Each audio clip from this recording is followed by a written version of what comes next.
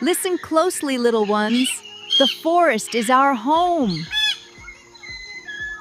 We hear you, Ranga.